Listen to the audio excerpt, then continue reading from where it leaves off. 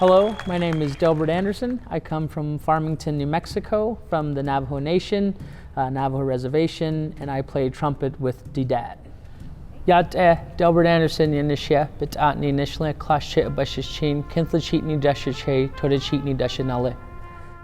When I was very young, I grew up in the church, and the church musicians consisted of my youngest uncle. He played drums, my aunt who played bass, and her husband who played electric guitar.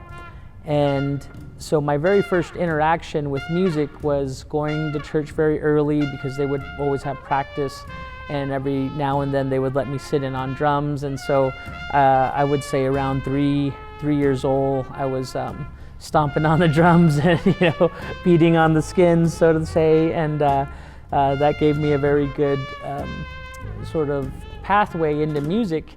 And I totally grew up within the tradition of the public school system, music education system. So right before I was to choose an instrument, they had a chamber group coming to demonstrate instruments at an assembly that we had scheduled. However, unfortunately, the chamber group got a flat tire, and I remember it was a big deal. Everyone was saying, we're not going to have the assembly because the musicians are stranded somewhere. So they got a jazz combo together because it was a quick fix. And I remember at the very end of this assembly, it was like a trio. There was a bass player, drummer, and a trombone player. And this trombone had a music stand in front of him, and he turned it around and he just started going and going, and it was amazing. And when he put the music, when he hid the music from himself, I remember all of my friends that were there, we were like, oh wow, or oh no, this is going to be a disaster, and one of the things he said after playing, he said that music didn't come from the page, it came from inside yourself. And he also said what I just demonstrated was called improvisation. And he was saying how you could play anything you wanted. And I thought it was the coolest thing ever. So the next day I went and tried to play a trombone, but I wasn't able to make a note on it. And the instructor said, go try trumpet, go try down there, maybe you have better luck. And I went there, and I remember grabbing the trumpet and not even knowing how to play it or whatever, and the guys told me to buzz my lips into this mouthpiece, and it was like a squeak or something like that. It wasn't even a note, but I made two sounds like that, and he said, hey, you're a trumpet player. So that's how I ended up playing trumpet. Immediately back then, when during the program, they wouldn't give you your mouthpiece first because they would want to educate the finer details of the instrument. And so I went back home with just a trumpet, no mouthpiece, and what I did was try to imitate the trombone player. I put a book on this spinning chair, spin the chair around, and I told everyone, I imagine I had an audience, and I said, okay, I'm gonna play Music Comes From Inside, not on the page.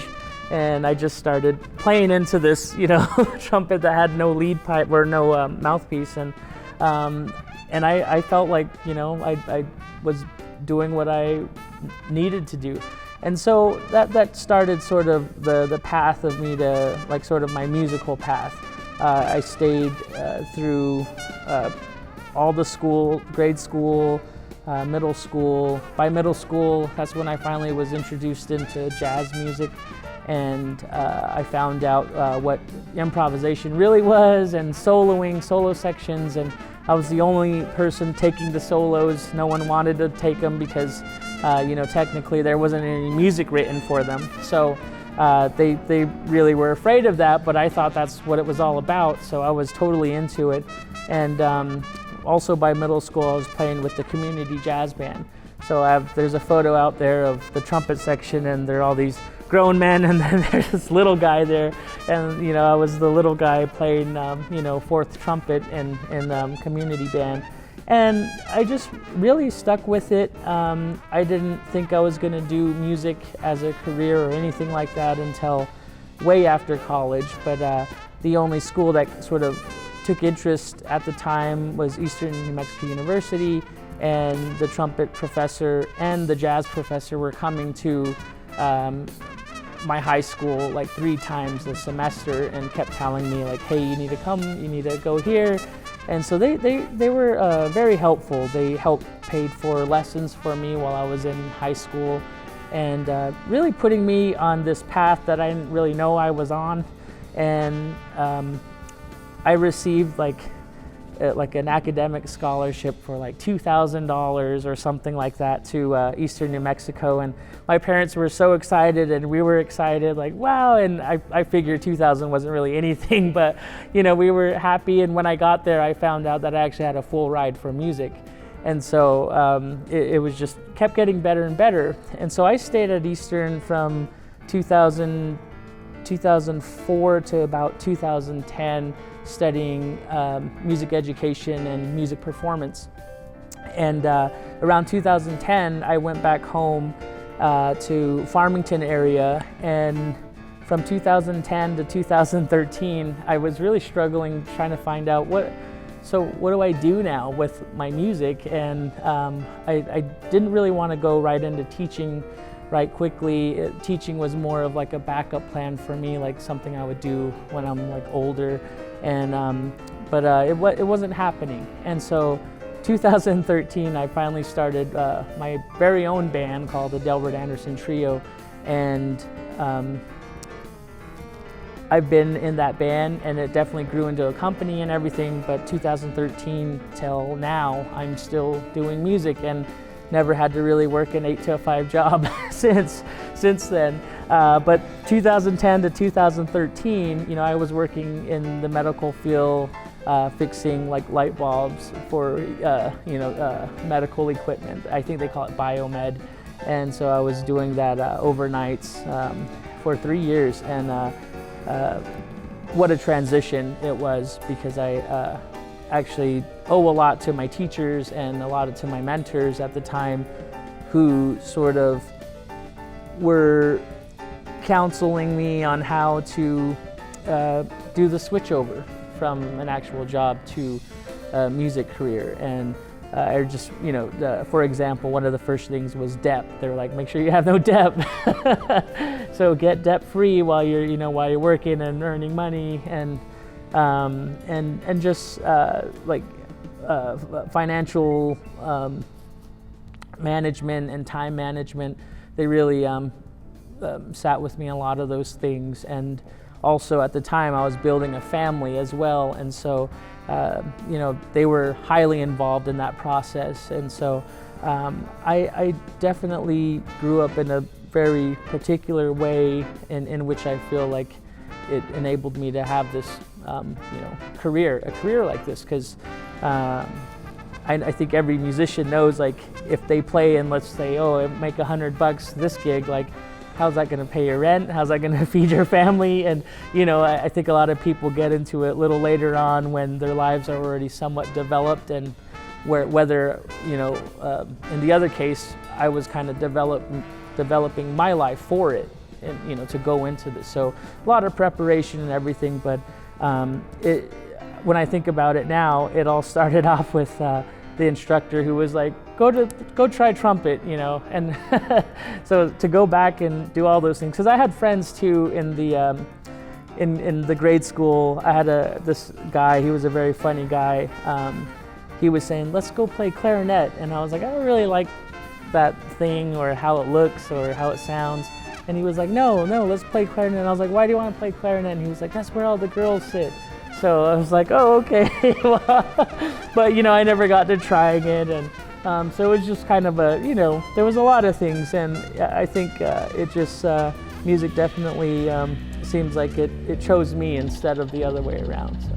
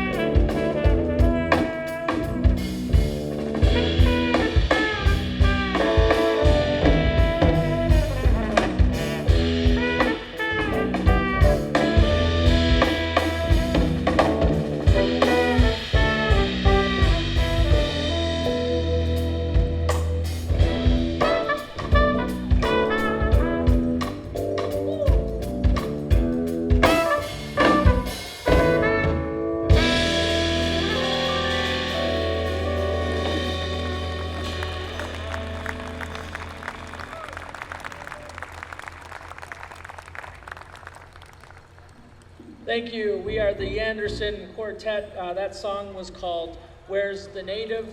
It was named by a sound man at a festival. I guess they marketed us as a Native American band, and when we started playing, he poked his head out and said, "Hey, where's the native?" Because he was expecting flutes, drums, and regalia and everything like that. So this goes out to that sound guy. This is called Where's the Native? So when we first started the band in 2013, we played jazz standards for like 2 days. And honestly, we had 2 rehearsals, one day and the next day. By the end of the rehearsal, I said, I think this isn't gonna work because we sound like every other band. You know, there's like 5 million bands that are probably playing this music right now. And so it became more of what we had to offer individually. And so after that rehearsal, I told everyone to go back home and we would meet next week, and we would promise and vow to have something we can bring to the table that's truly us and truthful and honest. And so what I brought to the table was, I love jazz improvisation, so I kept that very much in the music, but something that I always been interested in was my own cultural music. So I went to the library and I looked up Navajo songs, and I came across these social songs called Navajo spinning songs. And I had like a cassette tape which says it was recorded around the 1920s.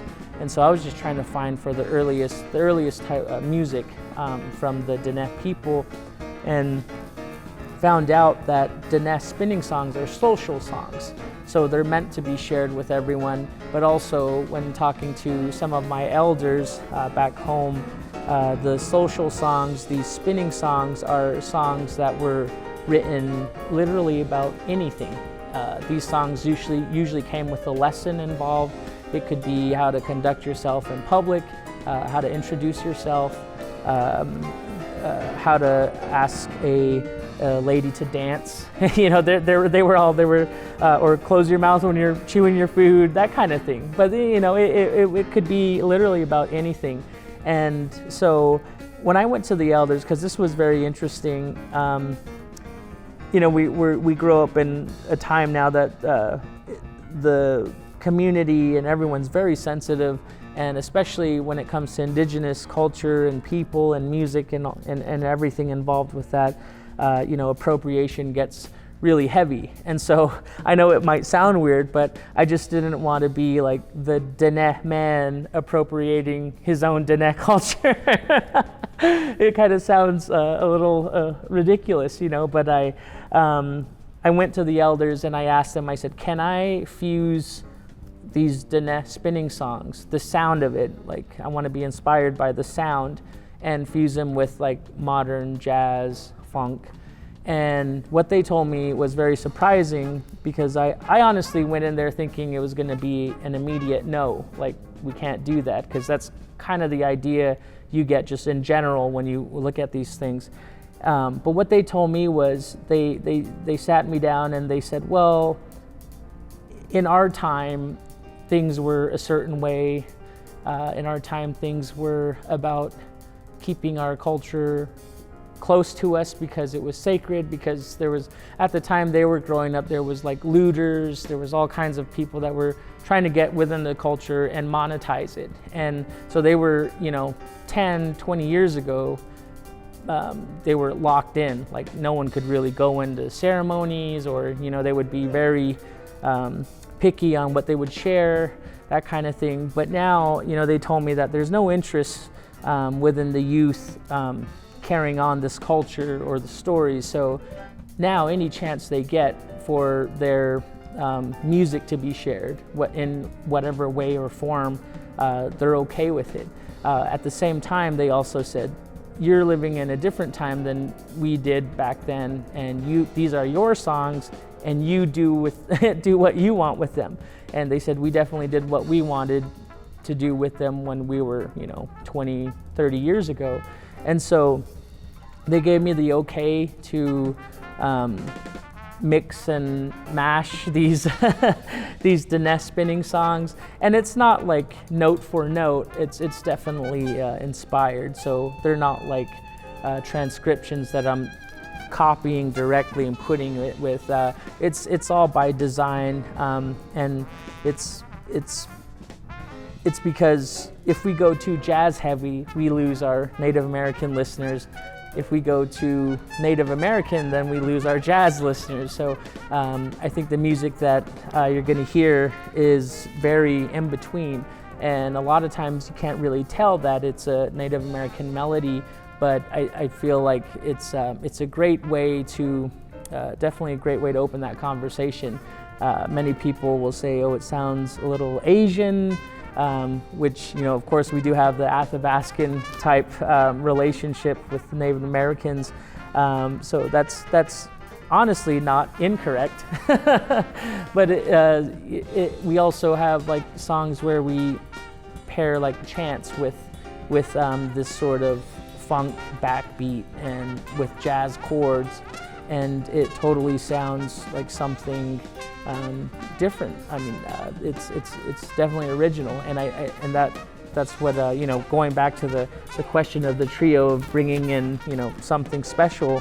At the time, Nicholas Lucero was our drummer, and he brought in a lot of like Latin influence beats and funk beats. Now it's Khalil. He's a Rastafarian who loves reggae, so now he's bringing in that kind of mix to us. Mike McClune's a Grateful Dead deadhead, that's how you say it. So he's all about jamming and extended solos and extended jam band, and so you hear that in our music. And Robert is just, you know, he used to play with a great hip hop band in Portland, and he's all about originality and just sort of in that like new sort of funk type hip hop music. And we did have a rapper at one point, so we were a hip hop group for a while, maybe 2-3 years.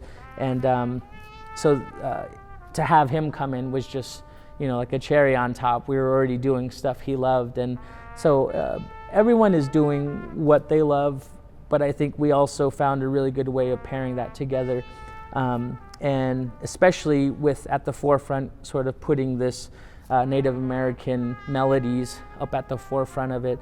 It just gets way unique. So after we started to do that, I remember the first time we played this like Native American melody with the trio, we kind of stopped and said, I don't know, it sounds weird, you know, but we just kept going, and eventually our ears got used to it, and when we started to feel like it made sense to us, that's when we took it out to the public. And it was interesting because a lot of people thought like, whoa, it works.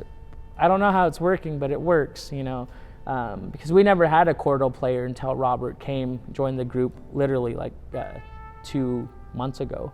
And so we've been able to carry it on that long, but it's definitely because the Native American influence. And I think the biggest struggle of putting it together was just making sure I was in the clear of doing it. You know, I didn't want to be doing something wrong or something I'm not supposed to. But I find it very interesting that I had to be very heavy and very sensitive on that area before even something as simple as putting my own music into my own music. So it definitely ties in very well. Native American music is all kind of based on like a minor pentatonic scale, which a lot of jazz music is already minor. There's a lot of crossovers. There's actually a lot of similarities. Many ask like, how did a Native American or Navajo guy play jazz trumpet? Like they just see like they're two opposite things. Like how in the world did they come together? But you know, I explained in an article, the Smithsonian article, that this ancient drum that we have, the beat, it's no mystery. The beat was a direct copy of our heartbeat, which is ba-boom, ba-boom, ba-boom, ba-boom. And if you put it in a rhythmic sense and put it with a trap set, it swings. So like our heartbeat actually swings, and everyone is like, how how are you into jazz, or how do you swing? And it's like, well, you're swinging right now too, internally, like, it's a part of us already. And so, making connections like that, and it's not far-fetched. There are definitely a lot of, again, similarities between this sort of older Native American music versus what we call jazz today. And a lot of my mentors don't even talk about jazz in the form of music, but they talk more of feeling, saying that jazz is relationship, it's community, and it's expression. And you look at those three words, and those are some of the things that almost every culture at one point studied, especially when some type of trial comes in front of them, or like whether it be a massacre or the long walk. You start to feel those three sort of traits of jazz, which I like to call them, to really be amplified. So everyone starts to be a lot more change themselves, and where they can start having a relationship with one another. They come together, stand for something stronger, like a community would, and definitely expression. And like an example, something expressive that came from like the long walk would be like Fry Bread, or our Going Home song. These are like things that are very popular in the culture now, that were totally created because of hard times. And so I think that's something that a lot of cultures share. And I always like to tell people, I don't think Native Americans like invented jazz or anything like that, but if you look at it in terms of community, relationship, and expression, there was a lot of cultures already exercising those, just due to problems of the world. So. This is called Ebola Blues.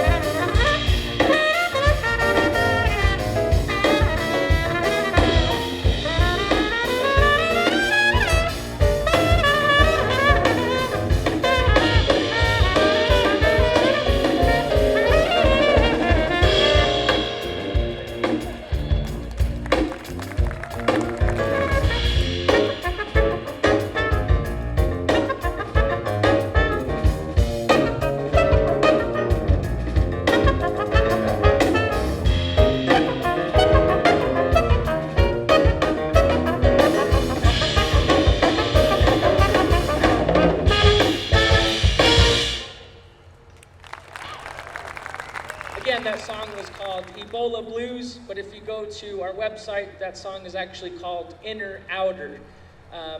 What happened was we were in the middle of nowhere and we were making and composing this song, and we named it Ebola Blues. By the time we got to the gig, we announced this song and said, "This is Ebola Blues," and the crowd said, "Ooh, oh no." And I guess what happened was during our time when we had no signal or any type of network or connection, that's when the Ebola scare happened in New York City. So people thought we were having a play on that, but we had no idea. And then TED Talk called us and said, "Can you do a talk on Ebola Blues?" And we said, "No, it's called Inner Outer." So now you know the inside story of that. I get in a conflict a lot with a lot of the like musicologists, because they'll tell me one thing, they'll say, "This is how music sounded 20,000 years ago." And I'll say, "Oh, do you have a recording of that? I would love to hear it sometime."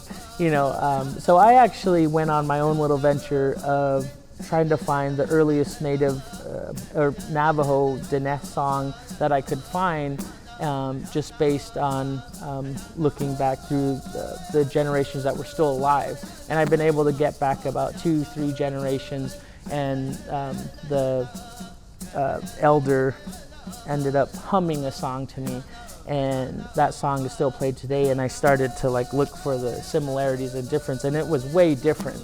And so just based on a 3-generational gap with one song, I can't imagine how that song would have sounded like 100 years ago. It would have been completely, my guess, completely different. And that's the thing, is like, I don't know. But something interesting happened when I met an elder, and she lives in Shiprock, New Mexico, and she was sort of explaining what she was told by her generations of grandmothers and whatnot, but she tried to explain like some of the first music she thinks that was created by Dine people, and it was very interesting, because the first thing she said was, "All we have is our heart," for reference of rhythm.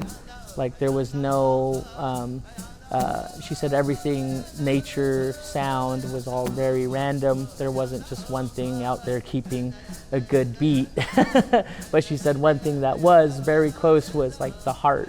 And she said if you would sit still and listen enough and lay down a certain way, she said you can actually feel your pulse, but also you could kind of feel your heart beating.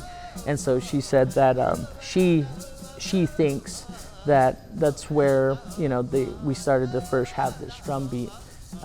The other thing she said, which is very interesting, was she said it wasn't total peace and joy back then. She said there was a lot of tribes stealing from another, different people coming through, and it was torment. She said it was it was pretty bad back then. And this is stuff like way before the long walk would happen. And they said they had trouble farming. They didn't have like a big food supply. They were always moving around, and that's one thing that a lot of people too, that a lot of like younger Native Americans would say, "Oh, everything was at peace back then," but it really wasn't.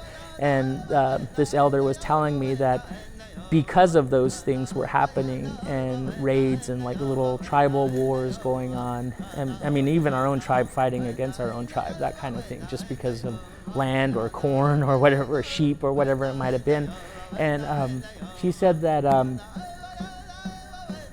there was a lot of moaning and crying back then, and there was also a lot of fear, of trembling. So she took those 3 things, the heartbeat, the moaning, and the trembling, and she kind of wrapped it up into a musical sense, where the cries were more like, ah, ah, ah, and she kind of was referencing with her voice, and then she started to explain the trembling. And she said it's like if a young kid is really crying and they almost like hiccup, they have that, and she was kind of explaining these things, and she started to put them all together, and she said, so we have our heartbeat, boom, boom, boom, boom, boom, boom, And then she started to do this moan like, ah, ah, and then she started to add the trembling in it, and then she started to come up with,